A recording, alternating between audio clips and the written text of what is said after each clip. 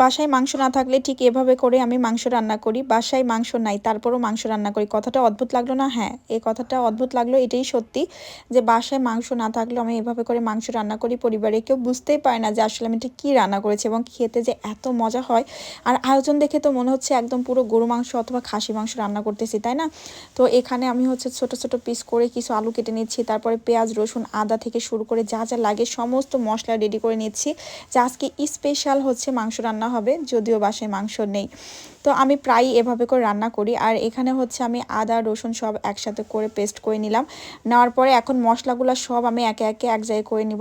তার মধ্যে হচ্ছে হলুদের গুঁড়া, জিরার গুঁড়া, ধনিয়ার গুঁড়া, তারপর হচ্ছে মরিচের গুঁড়া, তারপর হচ্ছে লবণ, সব কিছু মিক্স করে একটা পানির মধ্যে দিয়ে রেখে দিলাম। আর এইদিকে এই তো আমার স্পেশাল মাংসগুলো আমি সুপার শপ থেকে নিয়ে এসেছি। এগুলো খোলা মুদি দোকানে পাওয়া যায়। তারপর আমি সেগুলোকে গরম পানি দিয়ে 5 মিনিটের মতো ঢেকে রেখেছিলাম। পানিগুলো খেয়ে ডাবল হয়ে গেছে। এখন এগুলাকে আমি চিপে চিপে একদম শুষ্ক করে নিচ্ছি, নিয়ে আরেকটা পাত্রে রেখে দিচ্ছি। তো আমার কিন্তু অলরেডি শুষ্ক করা হয়ে গেছে। আর আমি মাঝখান থেকে ছিঁড়ে ছিঁড়ে নিচ্ছি। চাইলে কিন্তু আপনারা আস্ত রান্না করতে পারবেন, কোনো ব্যাপার না, বাট আমার কাছে মনে হয় যেন এইভাবে ছিঁড়ে দিলে একটু বেশি ভালো লাগে, তেল মশলাগুলো যায়। তারপর আর লবণ আর হচ্ছে হলুদ মিক্স করে আমি আলুগুলাকে ভালো করে ফ্রাই করে নিচ্ছি। তারপরে আলুগুলা ফ্রাই করা হয়ে গেলে আলুগুলোকে তুলে নিব। তুলে নেওয়া শেষ করে তারপরে আমি যে একটু আগে সেই সয়াবড়িগুলো যে আমি সিদ্ধ করে রেখেছিলাম সেগুলোকে এখন ভালো করে ফ্রাই করে নিব। একই তেলে ফ্রাই করা হয়ে গেলে সেগুলোকে তুলে নিচ্ছি।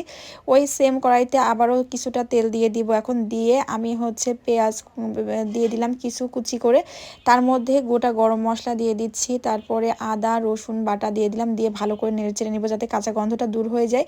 তারপরে আমি একটু আগে যে মশলা মিক্স করে রেখেছিলাম, এই যে কী যেন বলে, ধনিয়া জিরা, এগুলো দিয়ে দিলাম। দেওয়ার পরে ভালো করে মশলাটা এখন কষিয়ে নিচ্ছি যাতে লেগে না যায়।